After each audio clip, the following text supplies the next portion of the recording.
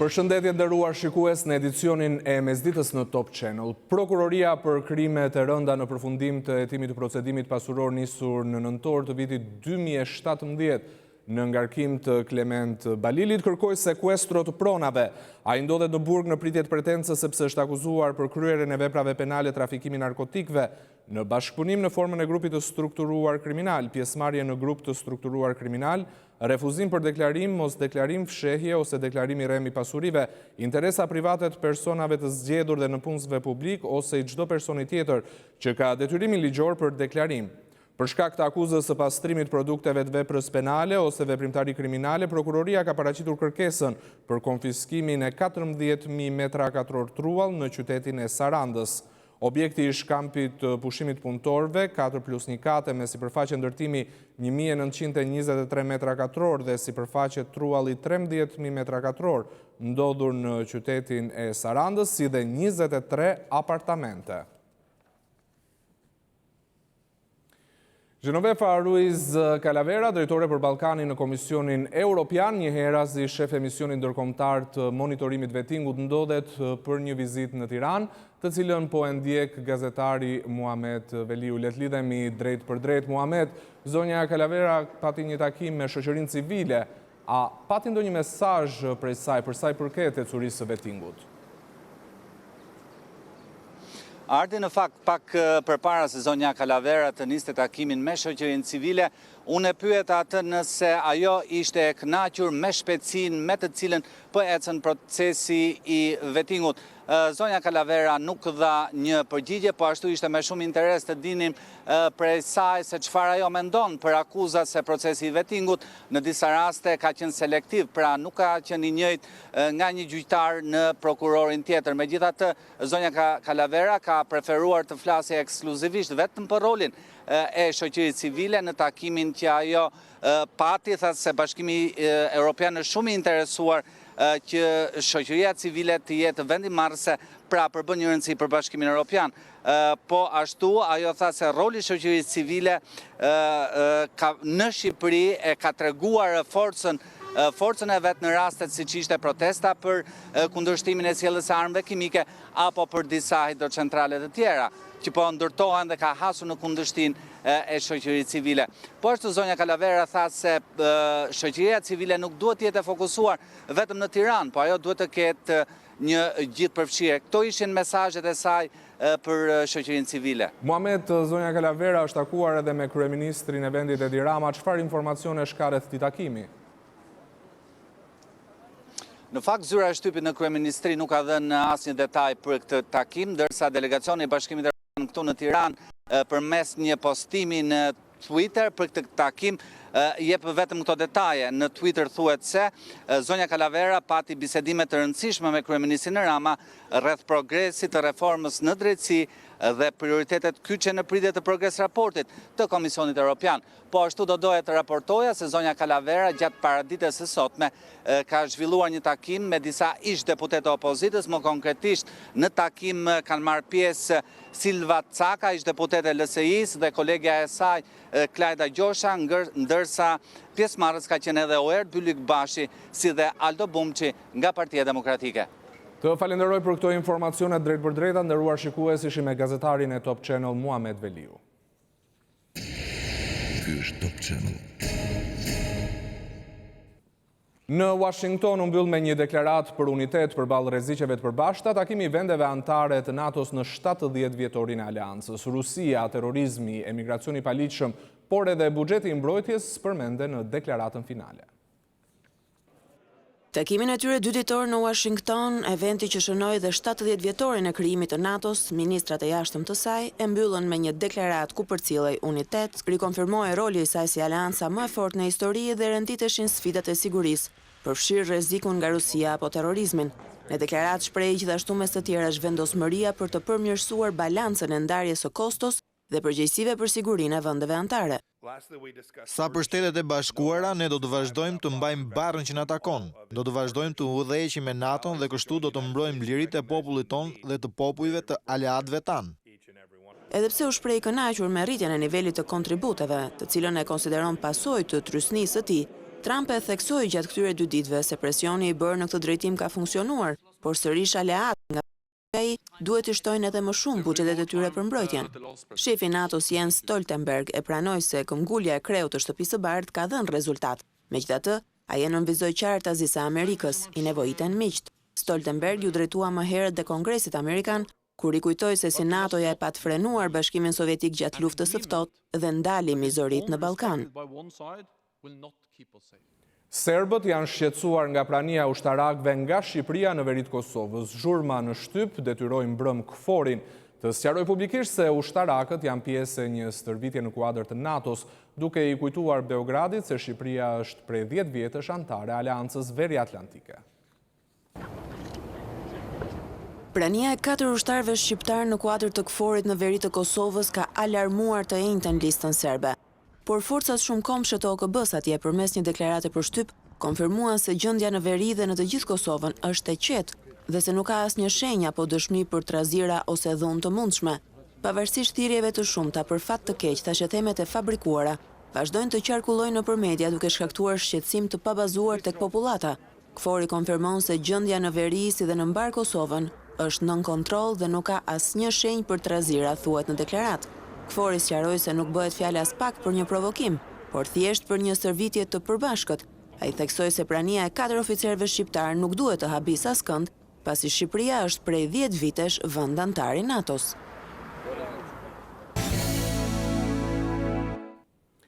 Ka nisur sot në Tiranë parajiri ndërkombëtar i turizmit në edicionin e 3 në Expo City Albania. Në këto momente ne do të lidhemi me gazetaren Kristi Gongo, e cila gjendet atje. Përshëndetje Kristi, sa kompani përfaqësohen gjatë 2 ditëve që zhvillohet ky panajir?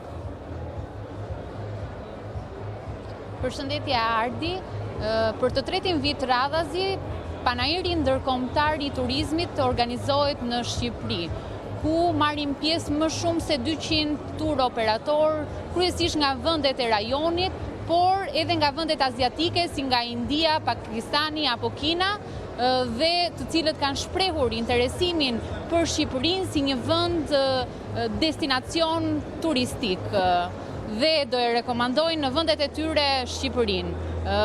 Gjithashtu, Ardi, ky panajir do të zgjasë 2 ditë, 5 deri në 6 prill, me mbështetjen e Ministrisë së Turizmit dhe Agjencisë Kombëtare të Turizmit, mund të themi që është ndërruar në një hapësirë ndërkombëtare.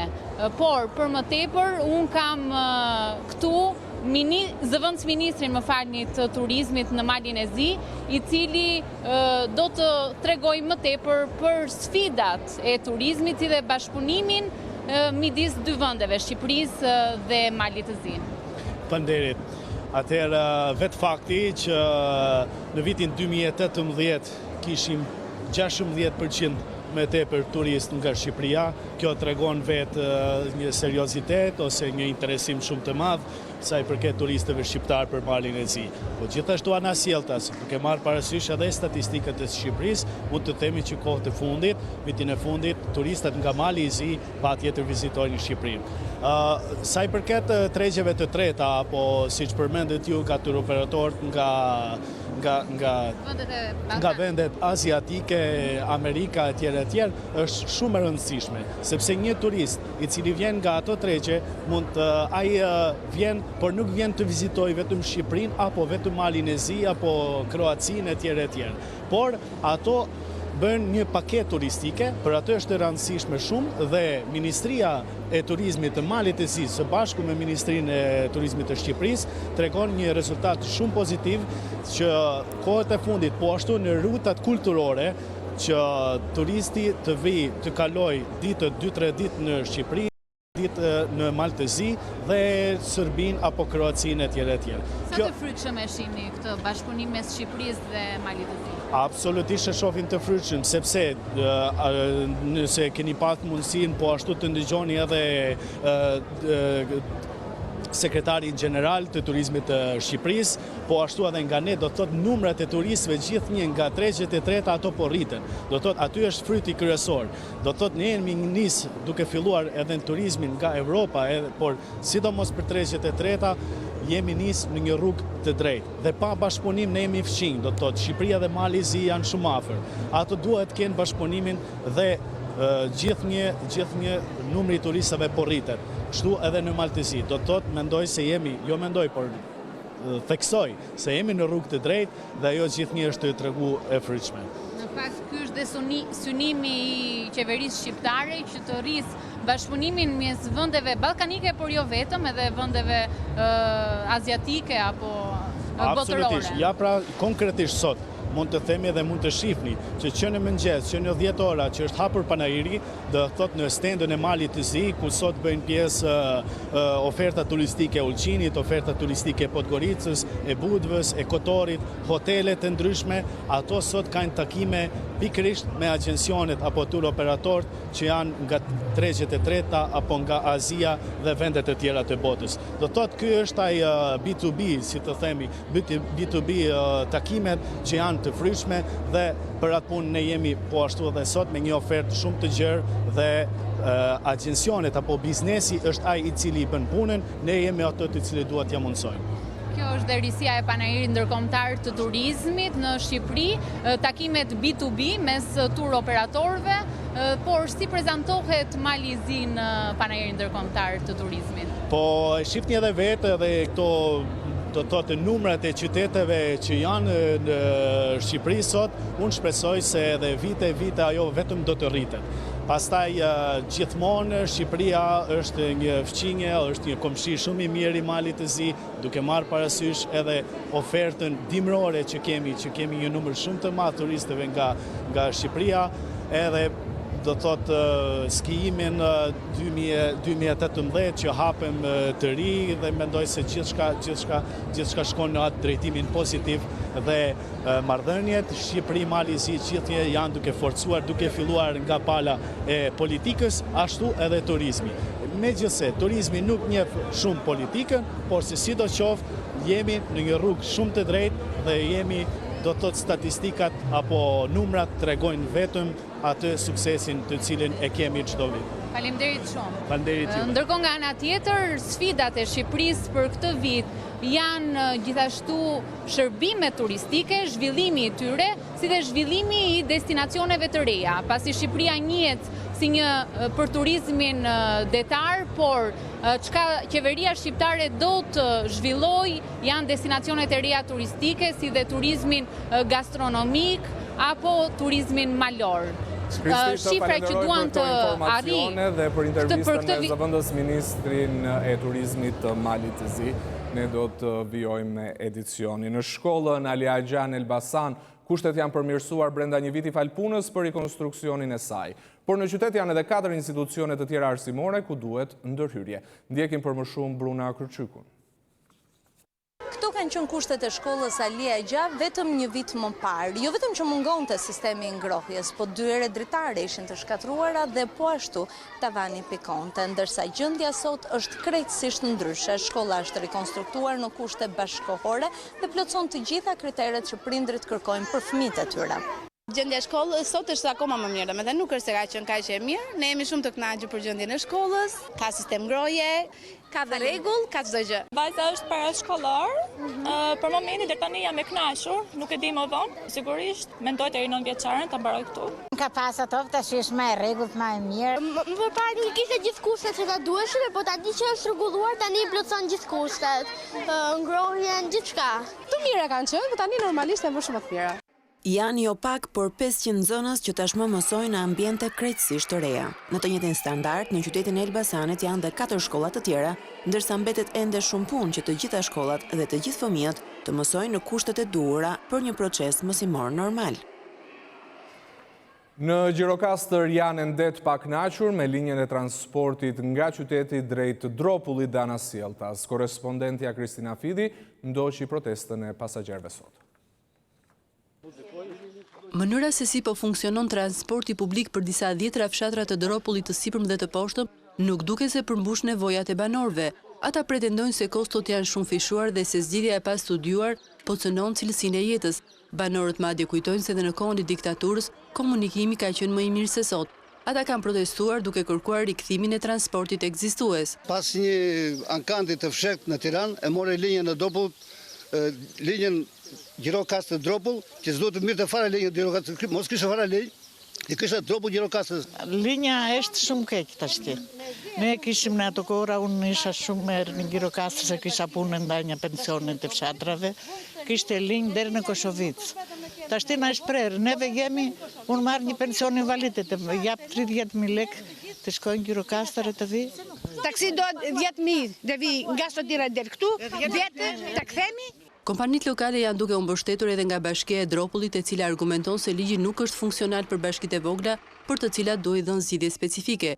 Bashkia e Dropullit nuk ka pranuar të japë orare nisje agjensisë së re dhe as të përcaktojë vendqëndrime për mjetet. Kështu kaosi i orareve ka rritur edhe më shumë konfuzionin për transportin. Që për janarit të vitit 2017 bashkive ju hoqë drejta për licencimin e subjekteve për transportin e udhëtarëve. Dhe këtë kompetencë e mori Ministria e Transporteve që në ato moment vetëm sa e pezulloi, por nuk i dha asnjë zgjidhje transportit. Bashkia u detyrua të rifreskojë kontratat në kundërshtim me ligjin, por përtej procedurave ligjore të licencimit, duke se zgjidhja e dhënë ka paralizuar lëvizjen për dhjetra të moshuar që jetojnë në skajet të largëta të qarkut deri buzëku firit me Greqinë. Nëse je pranë një vendi ngjarjeje, nëse je pranë një aksidenti, nëse sheh abuzim pushteti ose personi që shkel ligjin, ti raporto në Top Channel. Mund të dërgoni imazhe me pamje filmike në Viber dhe WhatsApp në numrin e newsroomit ton 069 31 31 311. Ti raporton. Lajmi tani je ti. Laguna në Lezhë është ndotur sërish, banorët fajsojnë ujërat e zeza. Ndjekim për më shumë Kristina Pemaj. Laguna e Kunës është ndotur masivisht dhe kjo si pas banorëve të zonës, por edhe specialistëve të mjedisit, ka ardhur si pasoj e derdhjes së ujërave të zeza në të. Nëse nuk merren masa si pas tyre, e gjithë kjo ndotje do të përfundoj në Bregdetin e Shëngjinit. Po burimet na nuk e dim ka vjen ujët e zeza, po kryesisht ujët e zeza, se unë po bëm 40 vjet si punoj në këtë lagunë këtu dhe shtëpinë kam këtu. Nga këto dërgëvendit e gjenë shteti ose specialistat që janë për këtë punë, nga vjen. Po kryesisht nga ujët e ndotar vjen. Se ka specialista për ujnë me fjale, për peshkun e për nga vjene, nga se vjene, por që është më mirë me vundur shtetin të, sepse në sot i muj nuk mund kalojnë kush as me kundra gazdu. Se sot është diçka e freskë, nuk ka ujë, nuk ka temperaturë. S'ka lujt dhe temperatura nuk është pëthuj temperatura. Por sot i muj, ja qoj shumë, këtu s'mund kalojnë. Ekspertët e mjedisit thonë se ndotja ndikon për keq në jetën e familjeve që jetojnë rreth lagunës.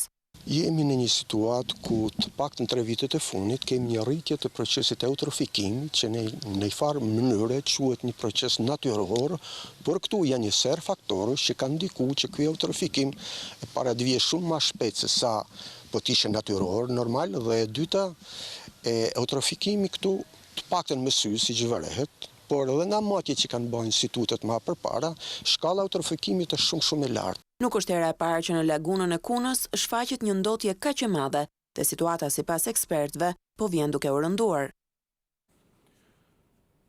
Ndërsa në një fshat pranë Beratit, banorët ankohen se u vjen ujë ndotur në rubineta. Ndjekim Mimoza Sinanaj. Të paktën 300 familje në Otlak të Beratit e kanë ujin të ndotur në Çezma. Banorët ankohen se uji nuk e shfrytëzojnë dot as për larje rrobash. Uji ka plot, po uji shpim. Po pse? Vjen era. Ja, po tani është i pasur Lori. Se ishte Ture, kamera. Pihet përdore si ujë? Pse nuk përdore? Është me banjo da Uji ka qenë i mirë në kohën e derit dhe na u pris.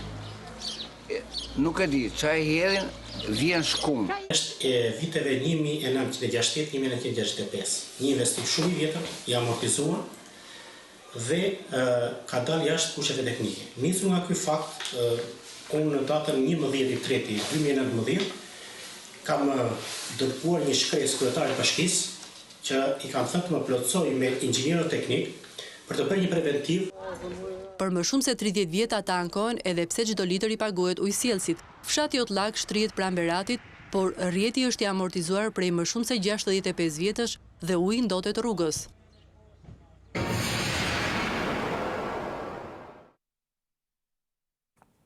Në kufit jugor të Maqedonisë së Veriut janë shfaqur sërish grupe të mëdha emigrantësh nga lindja e mesme, të cilët duan të largohen nga Greqia. Ata duan të përdorin Maqedoninë e Veriut si rrugë kalimi. Qindra emigrant nga pjesë të ndryshme të Greqisë janë mbledhur pranë një kampi në Selanik dhe kanë në plan të kalojnë kufirin me Maqedoninë Veriore, nga ku përmes rajonit të Ballkanit të shkojnë më pas në vendet e Europës ku duan të kërkojnë azil. Forcat greke të rendit thonë se mbi 500 persona, duke përfshirë dhe familje me fëmijë, janë mbledhur në një fushë misri 10 kilometra në perëndim të Selanikut. Në zonë ata kanë ngritur dhe tenda. Organizimi i lëvizjes është bërë përmes rrjeteve sociale, ku refugjatët janë orientuar si të kalojnë kufirin për ta vazhduar më pas rrugën drejt vendeve të Ballkanit. Ky korridor i emigrantëve u mbyll në vitin 2016, por me sa duket përpjekjet për riaktivizimin e tij nuk mungojnë. Agjencia OKB-s për refugjatët ka paralajmëruar të mos bëhen ftesa të tilla përmes rrjeteve sociale, duke theksuar se kalimi pa rregullt është i rrezikshëm. Policia u përpoq të ndërhynte, çka solli dhe përplasje të ashpra mes saj dhe emigrantëve, të cilët i kanë qelluar efektivët me gur, ndërsa këta të fundit janë përgjigjur me gaz lotësjellës. 33 eurodeputet të gjithë spektrit politik dhe nga 16 vendet BE-s kanë firmosur një propozim që 2 kryeministrat Aleksis Tsipras dhe Zoran Zaev t'jenë kandidat për çmimin Nobel për këtë vit, pas marrëveshjes historike që arritën për çështjen e emrit. Aleksandër Marku sjell më shumë detaja. 33 eurodeputet nga të gjitha formacionet partijake në Parlamentin Evropian, përveç atyre që përfaqësojnë të djatën ekstreme, kanë nënshkruar një propozim ndaj Komisionit të çmimeve Nobel, me anë të cilit kërkojnë që kandidatët për vitin 2019 të jenë kryeministrat Aleksis Tsipras dhe Zoran Zaev. Kërkesa nënshkruar prej tyre në thelb mbështet iniciativën e tunizianes Uidet Bushamaui, mbajtëse së çmimit për katës, e cila duke marrë si shkas nënshkrimin e marrëveshjes së Prespës si një model dialogu dhe zgjidhje paqësore të ndasive, ka propozuar para disa muajsh 2 liderët e shteteve fqinj ballkanik si kandidat të mundshëm për Nobelin e paqes. Përveç të tjerash, në letrën e nënshkruar nga eurodeputetët, theksohet se duke marrë parasysh ndasitë komplekse nacionaliste apo dhe dallimet e pasgjidhura në këtë rajon të trazuar nga luftrat, 2 kryeministrat bën hapa përpara pavarësisht presioneve të brendshme në shkallë maksimale dhe tek rezultati pozitiv qëndron merita e tyre. Eurodeputetët janë nga 16 shtete të ndryshme të Bashkimit Evropian. Midis tyre dhe emra të njohur në Shqipëri si Eduard Kukan, Tanja Falon dhe Knut Flickenstein deklarojnë se ky çmim do të inkurajojë vendet e tjera me dallime shumë të ndërlikuara etnike për të ndjekur shembullin Tsipras-Zaev. Disa ditë më parë dhe Papa Francesku është shprehur se kryeministri Tsipras e meriton Nobelin e paqes jo se nënshkroi marrëveshjen e Prespës, por për deklaratën e tij se të drejtat e njeriut janë më të rëndësishme se marrëveshjet, dhe kjo thënie sipas Pondifit është vërtet për të marrë çmim. Për Top Channel, Selanik, Aleksandër Marku. Presidenti i Këshillit Evropian Donald Tusk sugjeron një shtyrje elastike të daljes së Britanisë së Madhe nga Bashkimi Evropian.